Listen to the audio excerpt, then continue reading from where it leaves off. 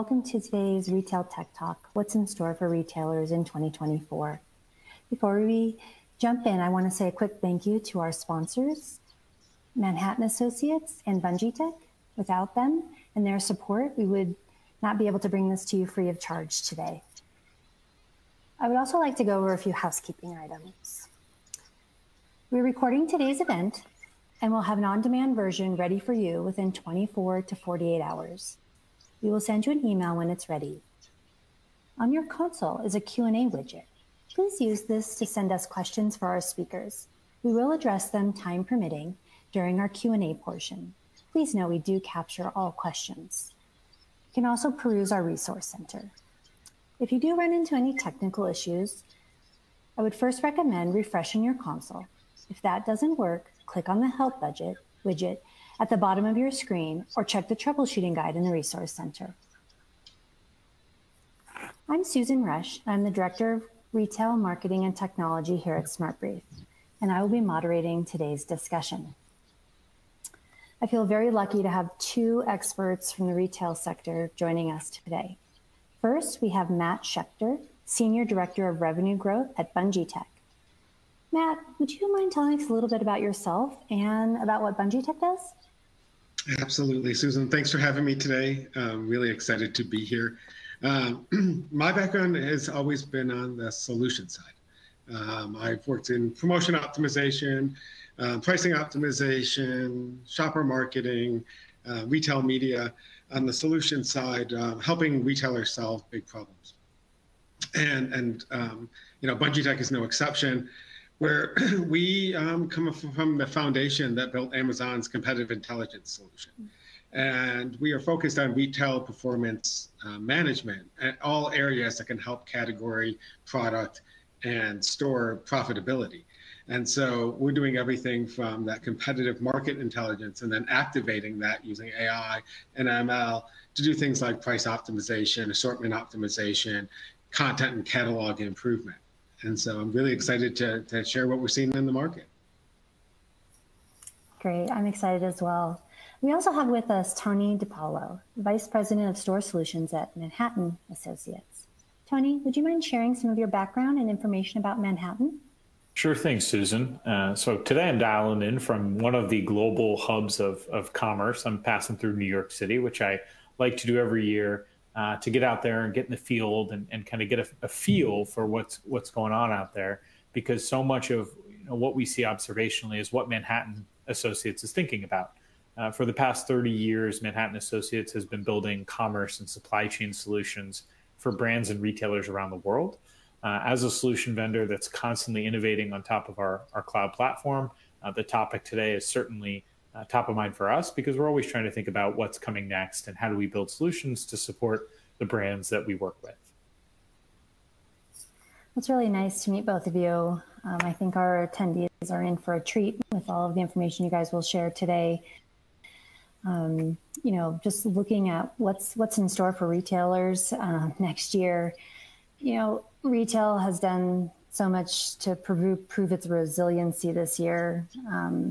They've embraced new customer trends and technologies to deliver a better experience for their brand, their employees, as well as their customers. And this year has been another year of meeting customers where they are, making sure they're delivering the right message at the right time. And technology has played a big part. So the question is, what's in store for 2024 for retail? Let's jump in and find out. Tony, I'd love to kick off our discussion today, kind of looking back at what are the most important trends in 2023, and then looking forward on how you see these trends shaping next year. Yeah, I think, super big question. And obviously the trends vary from category to category and for what type of retailer, but I'll try and keep to some kind of high level trends that we saw that I think apply to most organizations. And that were certainly things that felt unique to 2023, although historically that maybe isn't always the case. First and foremost, I think retailers were all consistently in a state of adaptation with respect to the economic uncertainty that we're all faced with right now. I don't think anyone in retail really set out to be a macro economist or a global relations analyst, but seemingly all of these elements are impacting our day to day. And it's not just the retailers, it's the consumers, right? Ultimately, that we're all dealing with. And I think what we're seeing retailers do is consider various strategies, including price adjustments, which is something Matt certainly knows more about than do I. I think that one of the studies we looked at this year, we saw that retailers were at a 44% clip under consideration to raise prices as a next step for 2024. So a lot's going on with the economic uncertainty. Beyond that, we're seeing, from a technology perspective, an expansion of selling platforms. Simply put, retailers are increasingly exploring different digital channels to sell their products, and a significant number of them plan to maintain the channels they're on, but continue to grow as they try and kind of identify different ways to meet this ever complex consumer journey where it's happening. And last but not least, I think we're seeing the blurring of lines between retail verticals a little bit. So we're seeing more experimentation with store within a store. We're seeing more businesses look to kind of get out of their core products or services and expand, whether that's through marketplaces or offering subscriptions. So a lot's going on, but at a high level, I think the economic uncertainty, the technology, and kind of a blurring of the lines across these different retailers are some of the big trends we saw start in 23, and we expect all of those to continue through 24. Great. Yeah, those are three big ones. Matt, what would you add here to get us started? Yeah, I think, Tony has a great point where I feel like retailers in 2023 are really tired of being reactive, right? And so taking more strategic approaches, really focusing on adding customer value and experimenting with how they can do that in different ways, and how then they measure that. How are they measuring the effectiveness with which they are making these changes has become really important. And as they've adopted these strategies, right? Like I feel like retailers are more apt to use technology to enable automation, to enable sort of let's let our people, do the jobs that are making the most impact, and how can we use technology to automate some of the things that have lesser of an impact. Great. I think that is a great foundation for our discussion today. Before we dive too deep, I'd really like to check in with our audience to see where they're at looking into 2024 with the poll question. So for our audience, what will be the most important trend to watch in 2024? Personalization / hyper-personalization, retail AI, live stream shopping, data and analytics, customer experience, or something else? While we're giving our audience a chance to think about their answers, Matt, what do you see from this list as one of the most important trends that we look out for next year? Yeah, absolutely. So I'm going to preface it. So my gut says it's retail AI, right? The excitement behind AI, the impact it has to create business change, some of the generative capabilities are really exciting. However, my brain and the rest of me says that you can't do any of these things without a foundation in data and analytics. And so I think that is the trend for 2024 is how do we've been talking about it for a long time, but ultimately how do we shift from just being data collectors, right, to data activators and really using that analytics to drive strategy. And so for me, I think that's where the trends in 2024 is going to go. Okay, great. Well, let's see what the audience said. No pressure. No pressure, yeah. Let's see. It's pretty interesting. It kind of runs across. It's kind of not surprising. Customer experience always wins, right? But retail AI, personalization, and data analytics are all right there. So that's really interesting. And I think, we're right on target for what we're going to talk about today. Yeah. I mean, I think just looking at this quickly, if I may, what jumps off the page to me is, I think CX being, or customer experience being the top category, it's almost like these are all technologies to support the customer experience or enhance the customer experience. So if you're investing in data and analytics or AI or personalization, and you're not thinking about the customer experience when you do it, then ultimately it feels like it would be technology for the sake of technology and not for the sake of, improving your business in some way, shape, or form by serving your customer. So, not surprised to see CX as number one, but I think all of these are mechanisms to help improve customer experience more so than anything else. Yeah, I agree 100%. Just kind of sticking with that, Tony, how is technology changing the way retailers think about commerce, and how can technology help make growth more simple? Yeah, I think, at a high level, if I had to kind of just pick and choose a few bullet points, I would talk about easier tools that require less maintenance and provide more data. I think that oftentimes when we talk to enterprise retailers, the landscapes that they're operating or the architectures that they're operating on have been largely reactive. And I think that they all have the opportunity coming out of COVID to learn quite a bit about their own infrastructure and where they could be a bit more nimble and have tools that are a bit easier to use and manipulate and ultimately require less maintenance so that they can focus on what they do best, which is really being retailers. But I think if I had to kind of highlight two topics that I think are interesting, I think that we see automation and retailers embracing automation as an interesting technology opportunity. We think that that's something that is increasingly preferred by both retailers for obvious reasons, but also consumers to enhance their own shopping experience.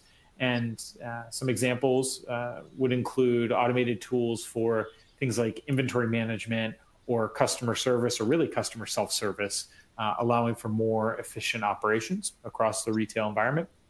And then, again, coming out of the pandemic, I think we saw a little bit of a rush back to the stores. So people are rethinking the retail experience. So anything that kind of falls in from a technology perspective, the experiential retail bucket, we think there's some really cool unlocks and potential there to add tremendous amount of value and efficiency. It seems there's a resurgence with the importance of these store experiences. So retailers are focusing on enhancing them through modern shopping methods, whether that's something kind of more simplistic like mobile checkout, or more advanced like VR, AR type plays, or QR codes to add more depth and self-service within the retail environment. I think there's a lot happening there, and those are trends and opportunities for a lot of retailers, certainly. Yeah, absolutely. Matt, I'm wondering what you have to add here. I think Tony's point about automation is really true. Like, we're seeing the innovation in technologies with things like, electronic shelf labels but behind the scenes, I see that retailers are trying to get better at answering some of the hard questions, right? And to answer those questions, technology is in the enabler. I was talking to a retailer recently that was really having trouble identifying the risks and opportunities that they have and where they were competitive in the market, because they lacked the technology component to be able to have the timely data to be able to answer those questions. So in terms of like technology being that enabler, we look at things like where can AI and ML push those technologies towards that automation in a way that is confident to retailers. I think that's the big thing. Is data has always been an iffy point, and if you feed data into an AI engine that is unreliable, then ultimately what you get out of it is no good. And so I think that the push towards innovation is also going to be a push towards improving data quality. And if we can do those two things, the automation component, to be able to match products across retailers and things like that, will translate to an improved customer experience, because your assortment is getting better, you understand your customer better, and then you'll be able to serve that customer better. Yeah, data for the sake of data, right? The deluge is not very helpful, but that's a really important point. Knowing what to do with your data, how having that technology to help you understand it, that's really important. And we've touched on this a little bit, but the economy, inflation, shrink, controlling labor, and other costs, are really important, essential topics on the minds of retailers. How can tech solutions help address those concerns, Matt?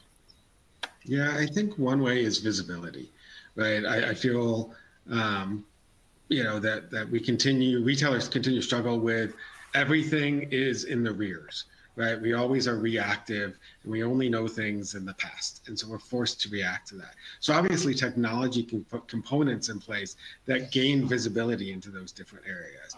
But I think that what retailers are saying, so let's use, labor costs. Like on the one hand, an electronic shelf label can help with, not having to replace all the labels all the time. But on the other hand, if you're only using it for that, we need to start to think cross-functionally, that the idea of like, how does that impact how we can address our pricing issues in the market? Can we be more dynamic?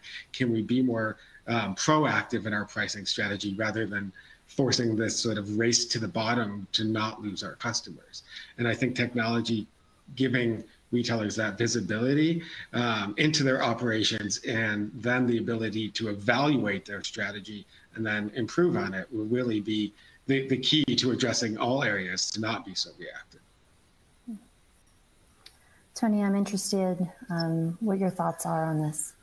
Yeah, I mean, so at a high level, the question being, how are tech solutions addressing these various economic and macro concerns that we have? And I think, the conversation we continuously have is how to maximize the demand that exists. So making sure whatever inventory is available can be sold and meet demand wherever that may come from, whether it's online in stores, so on and so forth, but doing so in a way that, preserves margin. So you're not giving this product away and you're actually making a little bit of money as a retailer, which is the goal. Matt, you had mentioned labor, and I think that that's actually an interesting topic.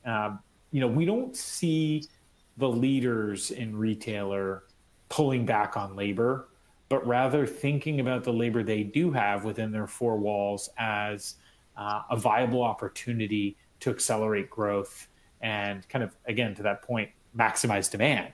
And so we see these retailers kind of looking at technology to superpower and supercharge, rather, the folks they have within their stores. So when you look at retail associates as an example, instead of having less retail associates, let's look at that labor and figure out how to optimize around behavior and use tools to help guide that associate throughout the day. We're increasingly asking store associates to do more and more, whether that is servicing a customer, selling to a remote customer from a clienteling standpoint, fulfilling orders, taking returns. I mean, there's just so much. And oftentimes these are different tools that they're using.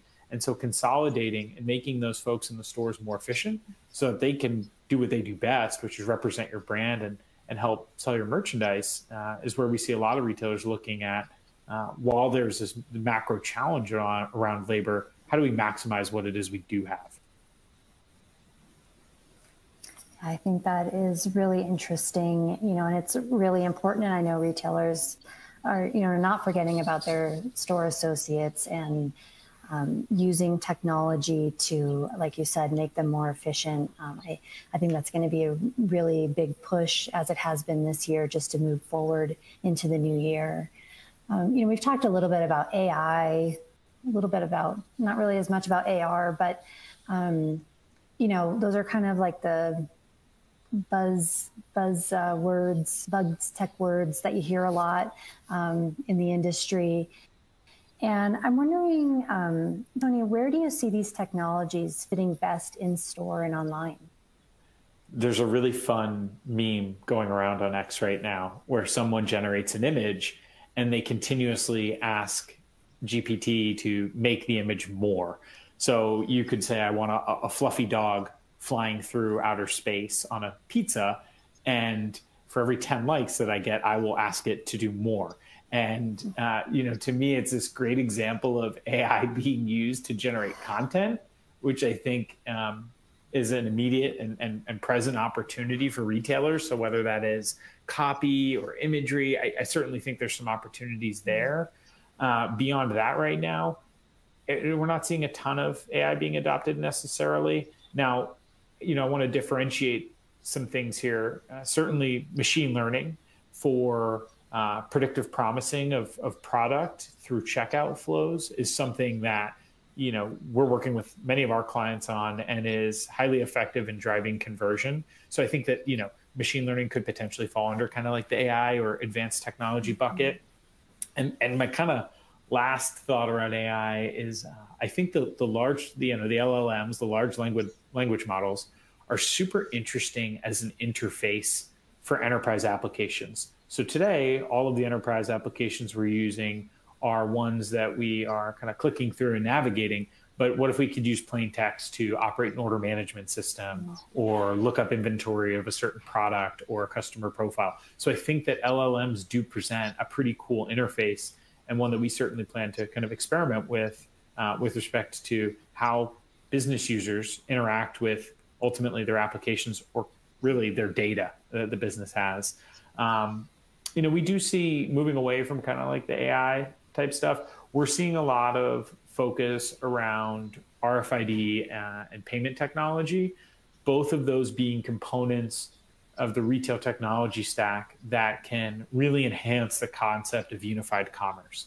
RFID to help with inventory accuracy and kind of operating in a real-time nature, and payments as something that, historically maybe was a little bit commoditized, but has now kind of evolved technically and can be a technology that allows for a lot more than just taking a transaction, right? There's a lot of analytics and data and marketing use cases now coming out of the payment space. So I think those are two very present and real use cases that we see folks deploying, maybe a little bit more so than AI at the moment.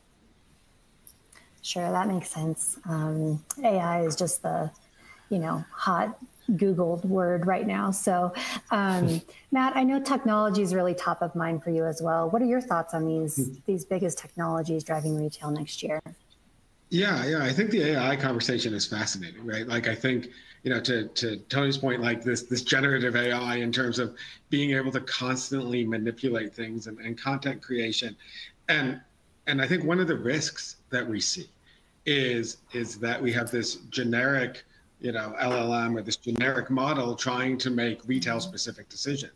And we've been building our LLM for, 5 years now to be very retail specific, to do things like product linking, store product A in store A is equal to product A in store B, that sort of idea, solve that really hard problem, to be able to do data collection. And now it's at the point where, where we see the application of it, where retailers are really demanding it, is, okay, how do I now bring other data sources to improve that LLM into it that understands retail and understands my customer, to do things like, price optimization, to do things like, hey, I want to have the best catalog quality out there, because when I know it influences my search, I know it influences my ability to look at assortment gaps. And so it's really applying that to get better at the things where we feel like we have gaps in our operations on a day-to-day basis.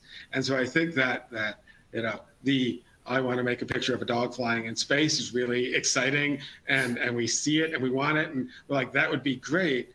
But the real business benefit and customer impact is coming by making these little changes, using these really intelligent models to make those decisions easier and better, and evaluate our business more frequently.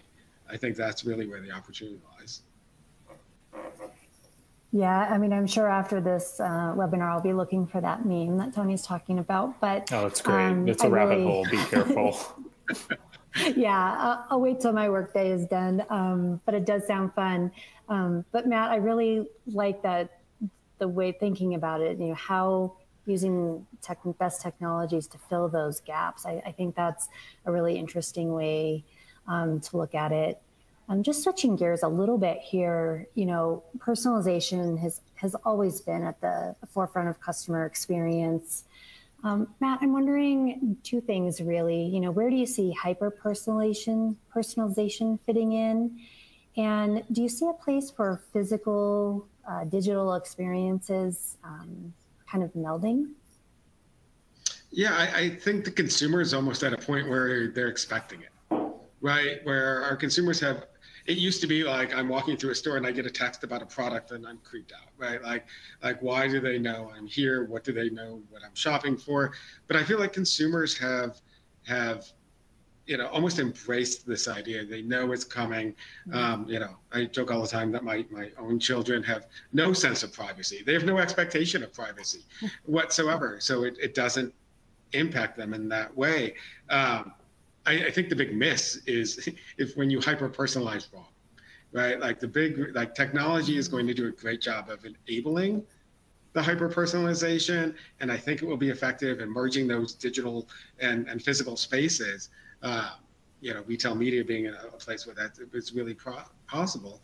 But like the risk is when you hyper personalize and you get it wrong, you start to compromise that customer experience and that customer trust. And so I think innovating and taking small steps to make sure it's right will be really important. Agreed. Tony, just to put you on the spot here, what are your thoughts in this area?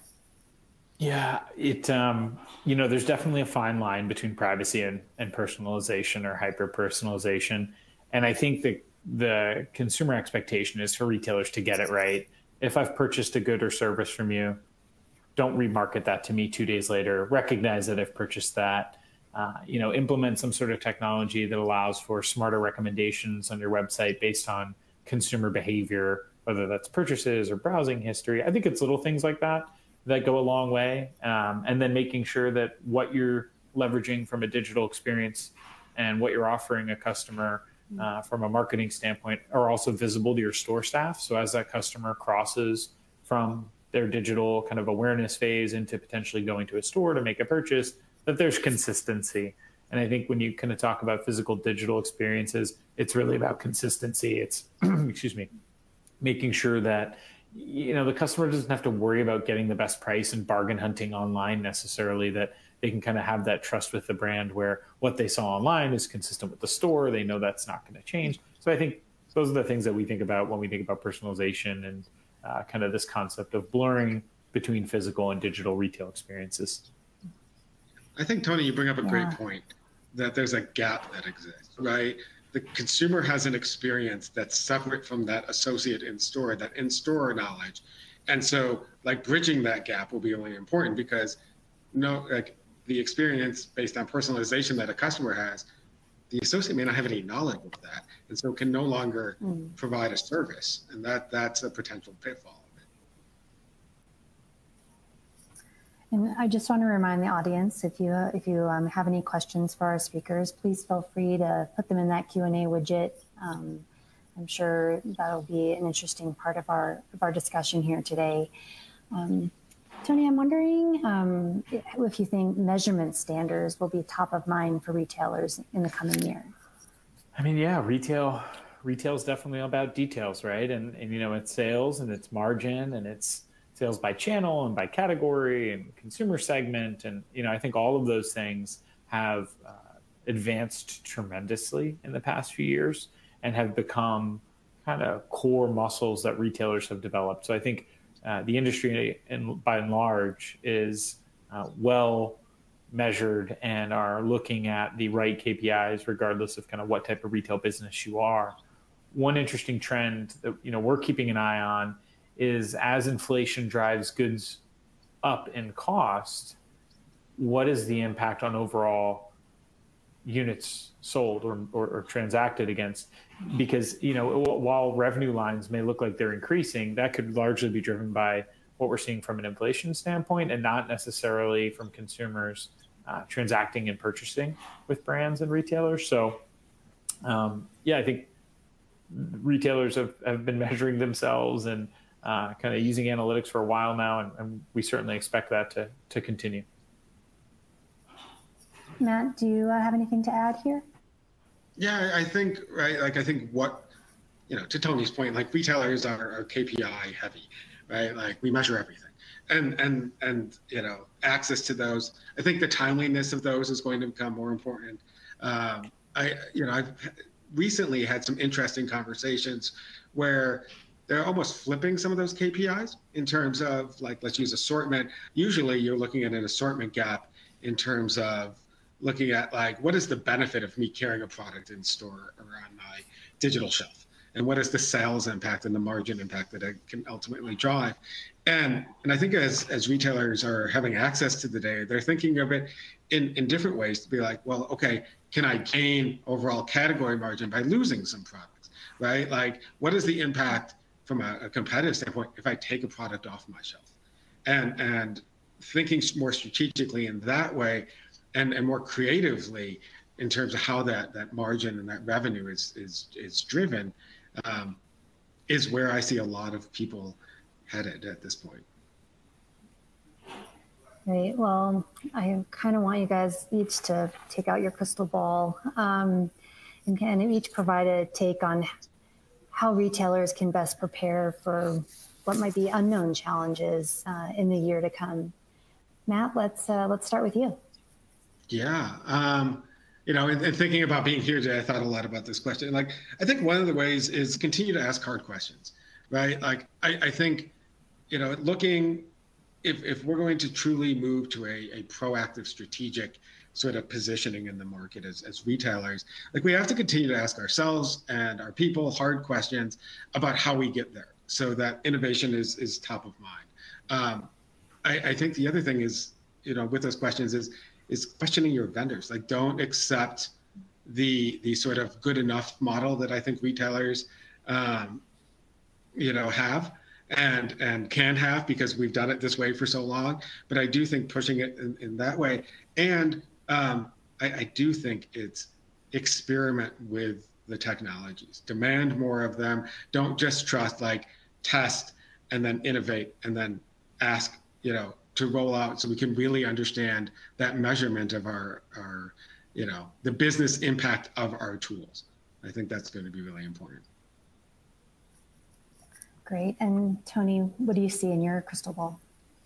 Yeah, so how I thought about this question? It's funny, Matt, we landed on some of the same answers. I thought about it actually from our own perspective as a technologist. How do we prepare for unknown challenges? And how does that compare and contrast to what retailers might want to do? And it's very similar. I mean, first and foremost, have a roadmap, know where you want to go, what your goals are, and how you're going to measure your progress against that roadmap. But ultimately, be nimble, right? As things change, don't be afraid to change course, right? If it's called for. And so I think that, as a technology company, that's something we constantly are refactoring is where we want to go and how we want to get there and what we're measuring. But, have a roadmap and be nimble.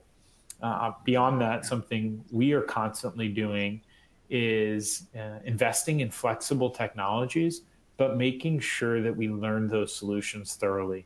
So knowing to what extent we can manipulate, augment, extend, change, scale up or down with these different technologies that we rely on to build the solutions for our customers. So definitely investing in flexible technologies, but also really learning those solutions.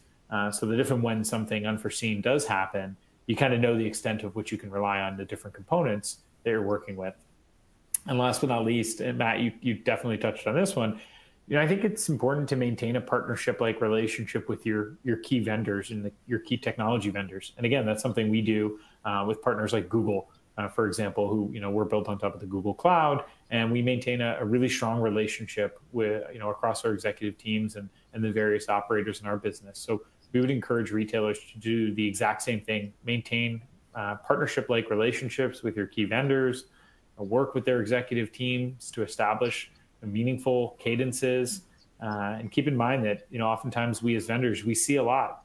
We see a number of strategies in any given year, and where we can, we're happy to share what we see working out there.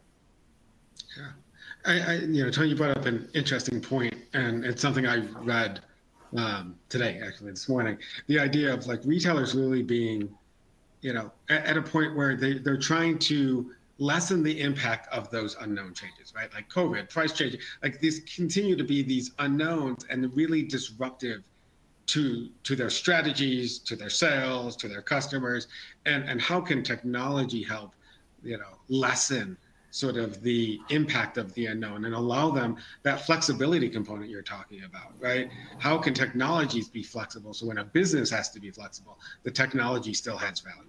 And I think that that's really a direction. Yeah, or conversely, to maximize upside, right, and potentially gain first mover advantage. For example, there's a new media channel that comes out. We saw this with TikTok. There were certain brands that benefited greatly from adapting quickly, incorporating that into their strategy and executing, and it worked. And so I think that's kind of a combination of the different things we talked about here. It's not only downside protection, but certainly being nimble so that you can maximize upside. Yep. Yeah, absolutely. So I want to make sure we leave some time for our Q&A portion. And I know we've kind of just in the last question kind of touched on this, but, Tony, looking back on our full conversation today, what are those 2 to 3 key takeaways that our audience should leave here today, just as they look into 2024 and look to be more resilient? So I'm gonna do 2, I think. Okay. The first would be kind of to take almost like a retail first principle-esque approach towards your business, where it is entirely okay to continuously ask questions and reevaluate everything you're doing. But as you're doing so, making sure that you're infusing a sense of customer centricity in every decision. So, I think that concept of just putting the customer first cannot be weighted heavily enough as a takeaway. And I know it's one we all talk about all the time, but are we really applying that level of thinking to our decision making? And then the second, simply put, would be, pay attention to the data, and that's consumer data, that's macroeconomic data, and everything that's out there. Keep an eye out for patterns, because opportunities will emerge, like the TikTok example we just talked about. And if you are able to move first, whether that's offensive or defensive, we think that retailers will benefit. So put the customer first and pay attention to the data are the 2 that I would throw out there. Great. Matt, what about you? What are your takeaways? I think a big one is making sure that as you're looking for innovation and you're looking at new technologies, that you really are clear on the definition of the problem you're trying to solve. I think if we're not clear on the definition, we buy the wrong solutions, we have wrong expectations. And if we define our problems, we also can, break silos, right? Like, how can this technology be used in multiple places? And what problems, are we cross-functionally trying to solve that we can do? But I think something we see on the technology side often is someone coming like, we need this product or we need your service, and to do what? And that question is really hard. And so they invest, and then ultimately they're not getting the results they want. So I think defining the problem is a big component, and I think that the other problem is not letting innovation sit in a silo. I think often we test something in one part of our business that actually can create learning across that business. And so I think that we shouldn't separate innovation from business operations as we adopt technologies that we are just learning about, like AI, and the benefits that they can have. So I think defining, the problem and not letting innovation sit in a silo is important. Hey, well, I could sit here and ask you guys questions all afternoon, but I'm going to yield the floor to our attendees. But I've really enjoyed talking to both of you. So our first question here is, and I don't know who, maybe Matt wants to take this one. Do you think that Gen AI is going to progress at the current rate where we have mass adoption? Or do you think it's really going to be more kind of along the lines of that self-driving car where there's tons of progress, followed by a period of where it kind of slows down? Yeah, I think, right, like we saw some mass adoption early on, right? Like this sort of excitement that happens. And now people are really trying to think about, like, well, how do I use this productively, effectively, to drive things like efficiency and things like that? I think where we'll see it really take effect is when people have, we're going to go back to data, but like ultimately more confidence in the data. That's where that retail specific sort of Gen AI comes in terms of, oh, it not only understands everything, it understands my business. It understands the market that's really specific to retail and retailers.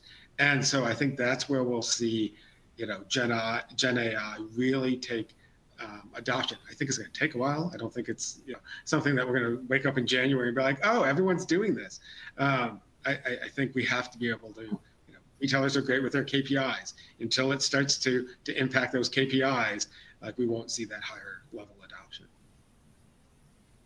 I may jump in on this, but ChatGPT dropped a year ago. I think last night or today. I believe it's only one year old.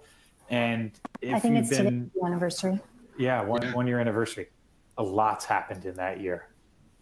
A lot. I mean, not only internally with that company, but just placing bets. I think generative AI is going to move quickly. I don't think we're going to see some of the stalling that we saw with self-driving cars, I think was the example in the question.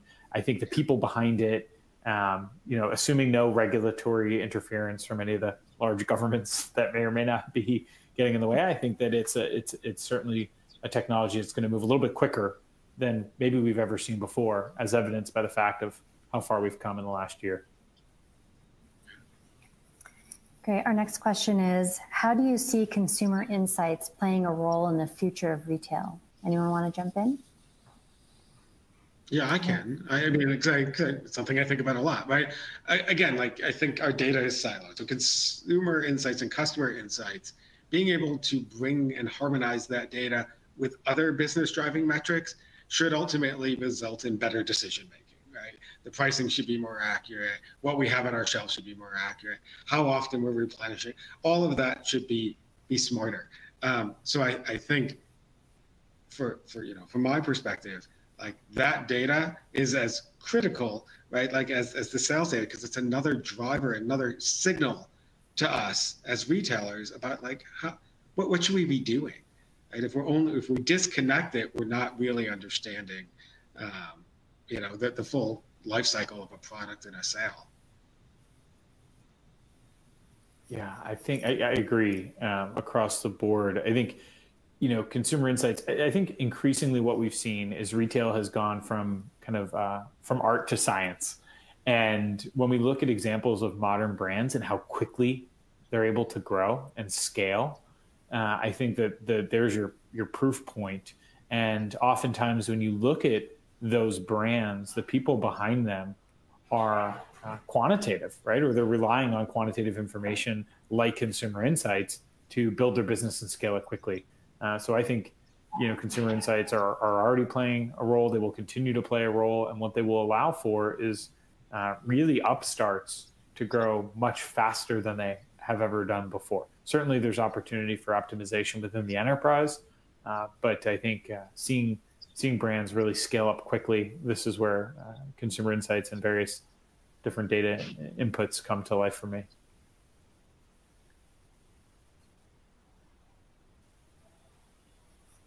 One of our audience members says, the data shows you what's already happened. What should retailers and brands be thinking about for the future? Give me some interesting takes on that. Well, this is where I talked a bit about flexibility, right? I mean, I think the data definitely gives you historical context. There's certainly ways to use data to make predictions, which I think Matt's company does, and certainly we're doing with certain elements of our platform and with our customers. One such example might be leveraging historical data to better understand how efficiently an item can get to a customer and presenting that information in real time on a checkout page or a product detail page or a product listing page. And so, just because data is historical doesn't mean it can't apply towards kind of forward-looking investments. And certainly we're working on a lot of that type of solving with our client base. Yeah, we talk a lot about, and I'll phrase it two ways. We talk about descriptive, predictive and prescriptive analytics. But like the way I like to think about it is, right, the historical data tells us what happened, right? Like, great. And then using that to be able to say, what if I did this, starts to be future looking, and then the last part is like, what else? And I think that what else is that, like, looking at like, what are the other possibilities? How do we iterate on what's already working without by being tethered by data. We're not taking a leap of faith, right? Like we're not saying like, oh, let's try this, see what happens. Now we have that data to drive that. So I think it's important for retailers, like in terms of being forward-looking, is to harness that and tether that using the data to then take risks.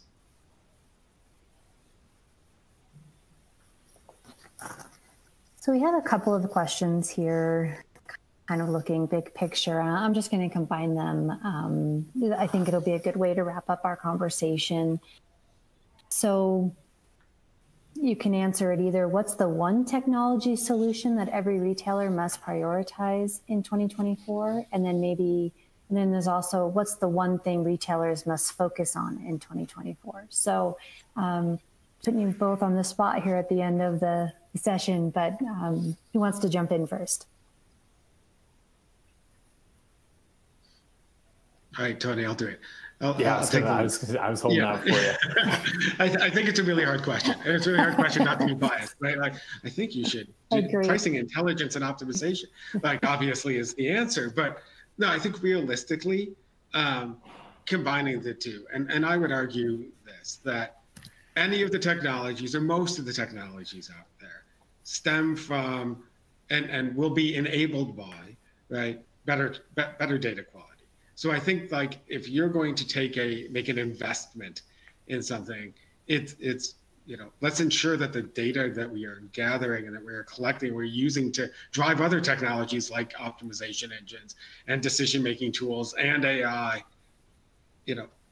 come from a solid data sort of foundation. And so I think that's, once you have that, where you go from there depends on what you're trying to, aligns with your business objective. And so I think that's where you have to start. That's a great answer. I'll try and follow up and just plug my friend Matt here and say, focus on Bungee Tech. Give those guys a call. In all seriousness, I think it's really about removing friction, right? Again, I'm someone who likes to simplify, and what technology you use or what solution or application that's out there to reduce friction is certainly variable to every retailer, as they're all in a different state of kind of maturity and technical adoption. But ultimately, figure out where there's friction in your purchasing process, whether that's pricing or fulfillment or empowering your retail staff with better tools, and remove that friction. Prioritize that as number one. Remove the pain. Retail should be something that's enjoyable. We all like a little bit of retail therapy, and we don't want that to be something that hurts as we try and purchase from the brands that we love. So I would say focus on removing friction. That's great. I think the two of you really, I agree. You guys both did a great job being put on the spot there, but I think it's a really great way to wrap up our conversation. So before we go, I just wanted to say again, thank you to Tony DiPaolo and Mike Schechner. Matt, did I just call you Mike? I'm sorry, Matt. It happens more than you for taking the time. For taking the time to be here today and share this great information. I also want to say thank you to Manhattan Associates and Bungee Tech for sponsoring today's event. I really hope everyone has enjoyed this discussion as much as I have, and I want to say thank you for attending, and this does conclude today's webcast. Great. Thanks, Susan. Tony, it was a lot of fun. Take care. Thanks, everyone.